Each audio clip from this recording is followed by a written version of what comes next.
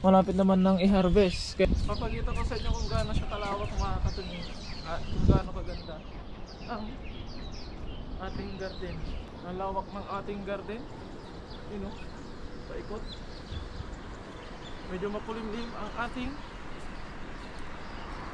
Ang dami din nating bunga ng lemon mga katunying. Tapos yung kamuting kahoy ng ating ampalaya at sayote. Wow, napakarami. Sa kabila.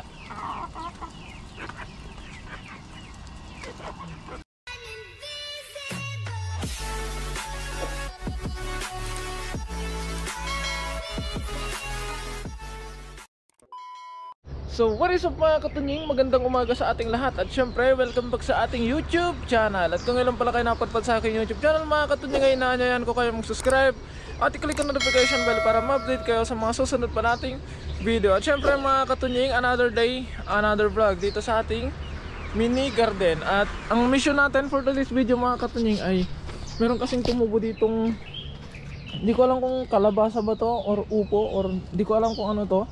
Basta tumubo lang siya dyan. Ngayon ang mission natin mga katunying, ilalagay natin siya ng akitan niya. So mula dito hanggang doon, pag ganyan, maliit lang mga katunying dahil dito ay may kamote. Ito naman ay repolyo. Okay lang na masakluban yung repolyo mga katunying dahil pa-harvest naman na. Yan, malapit naman ng i-harvest, kaya okay lang na matakluban. Then mga katunying, syempre yun yung mission natin ngayong araw, o yun yung target natin ngayong araw. At syempre hindi pa rin mawawala ang ating daily routine. At gagawin pa rin natin ang ating mga daily routine mga katunying. Pero bago ang lahat ay hayaan nyo munang ilibot ko kayo dito sa ating mini garden habang wala pang damo. You know? At yun mga katunying, welcome sa ating mini garden. At ganito siya kalawak. Papakita ko sa inyo kung gaano siya kalawak mga katunying at kung gaano kaganda ang ating garden. At buhay na din lahat ng ating mga kamatis. At ito siya. Punta tayo dun sa may dulo para makita nyo kung gaano kahaba. Tan taran tan tan tan taran tan taran taran taran. O diba? Ang lawak ng ating garden. You know, paikot. Medyo mapulimlim ang ating. Ang dami din nating bunga ng lemon mga katunying. Tapos yung kamuting kahoy natin doon. Tapos syempre, pabigit nga lang yung ano natin, stick natin. Nandun yung kamatis natin. Tapos yung ating ampalaya at sayote.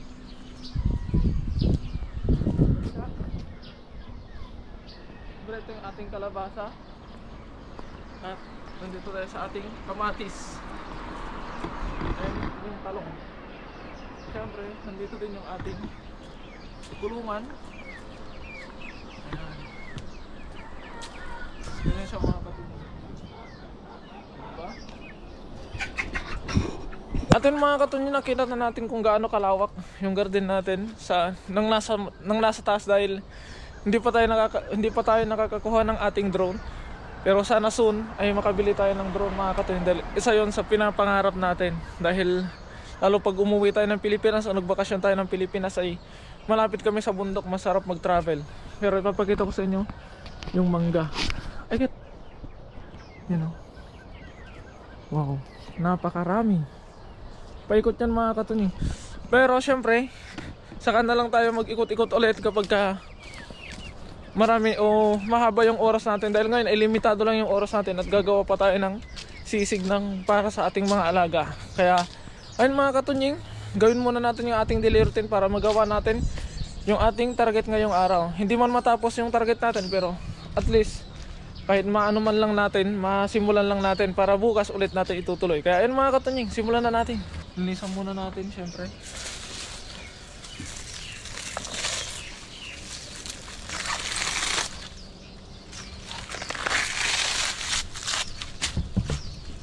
Ingat lang tayo dahil malakas sa ano to, makamansya.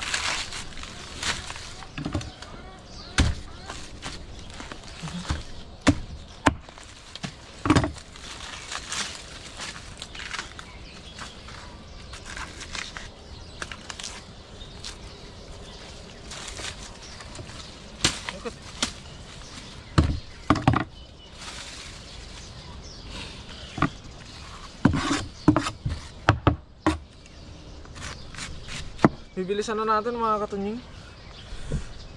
Well, para magawa natin yung ating target.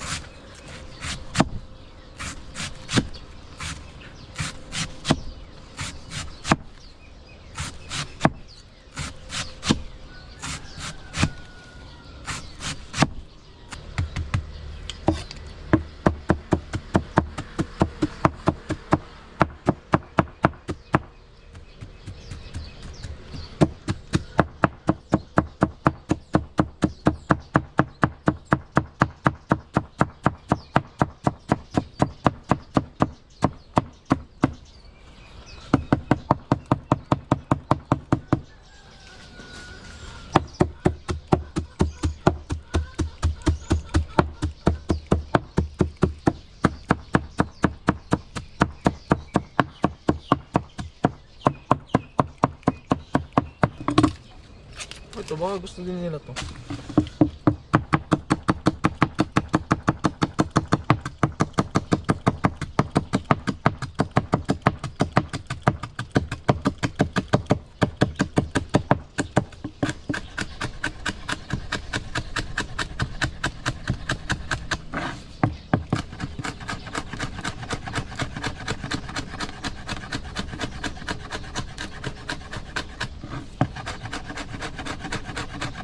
At yun mga katunying, ito na yung ating nagawang sisig.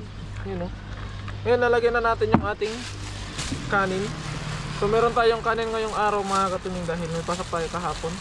At ito yung binigay nila sa atin. Pang dagdag. Boom. Siyempre tatabi natin itong plastic dahil minsan nangangailangan tayo ng plastic mga katunying. Para at least meron tayong madukot pagka ano. Ngayon lalagyan ko na ng darak to mga katunying. At ayun mga katunying, nalagyan ko na ng darak. Ngayon naman ay tutubigan na natin. Tan tan tan. Mekos mekos na yan insan. Grabe na malamig na ang tubig insan. Grabe na lamig na yan insan.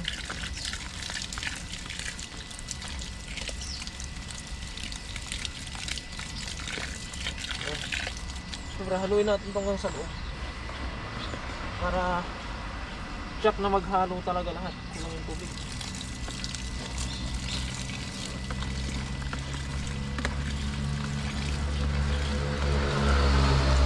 Okay.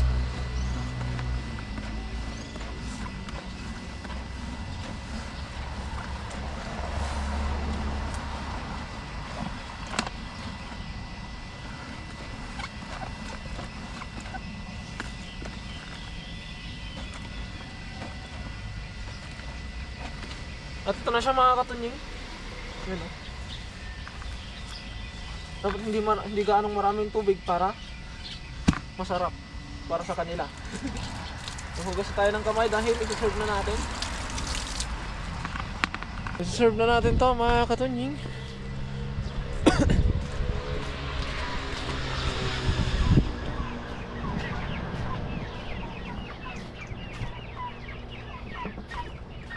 SG. Hi, how are you? Mga insan, oh, wag nang lalabas mga insan. Doon na, doon na. Uy. Masok na doon. Masok na doon.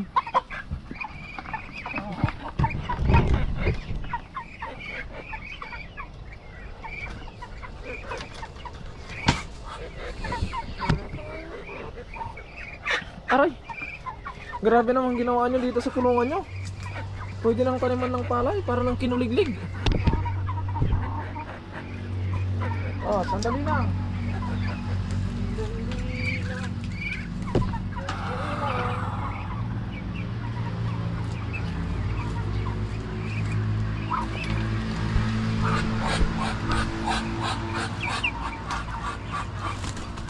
Tag-ulan na kasi mga katunyang kaya dito sa kanilang kurungan.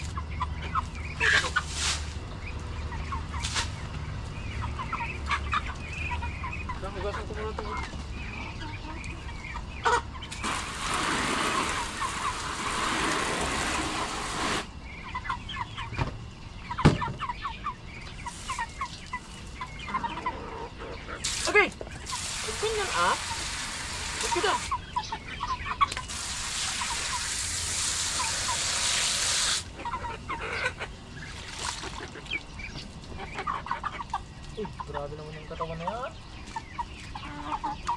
Dito na. Sa kabila.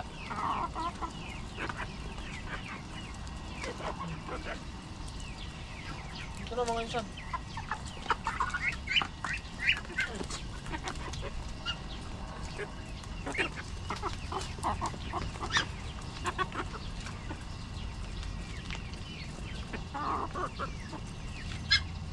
Excuse.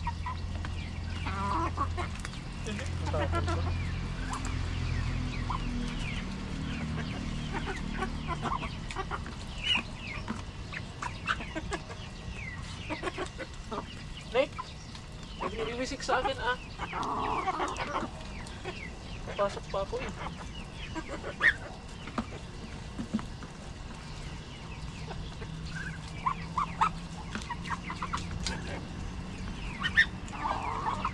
Yung dalawa.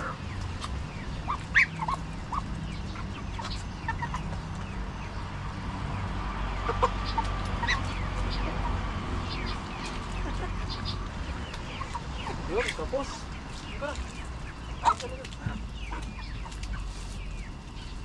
Kaya naman ay gagawin natin yung ating target mga katunying. Kaya na kayo dyan ha, at ako yung gagawin pang iba. Excuse me. Yun. Enjoy your meal. Siyempre dito din tayo sa kabila mga katunying.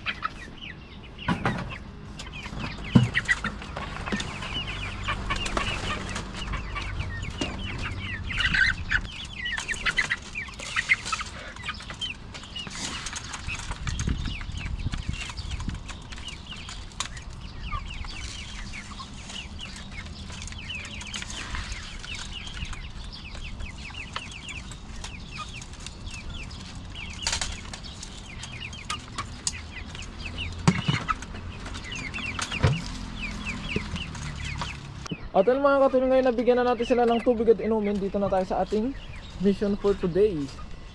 Gagawa na tayo ng akyatan. Akyatan. Ako po, 10 minutes na lang mga katunying, papasok na tayo. Mukhang butas lang magagawa natin ah.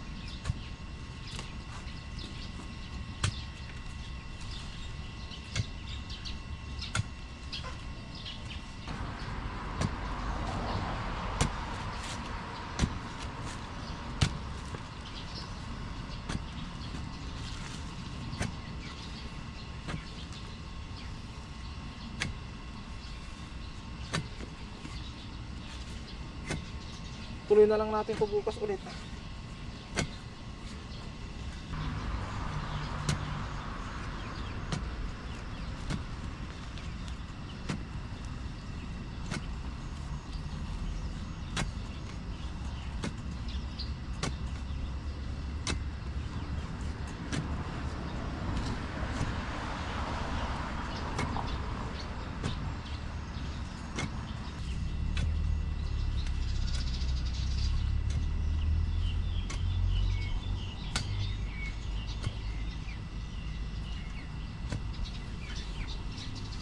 At yun mga katunying, ito lang yung nagawa natin. 4 na butas. Dahil kailangan pa nating i-ready yung ating poste. Yung mga poste maghanap pa tayo. Pero may mga kahoy naman tayo doon. Pero titignan natin mamayang hapon mga katunying dahil oras na ng ating pagpasok. Kaya ayun, hanggang dito na lamang muna ang update dito sa ating mini garden mga katunying. Kaya maraming salamat po sa walang sawa niyo pong suporta sa akin, sa aking mga nakasama. Mag-ingat po palagi mga katunying. God bless po. Bye bye.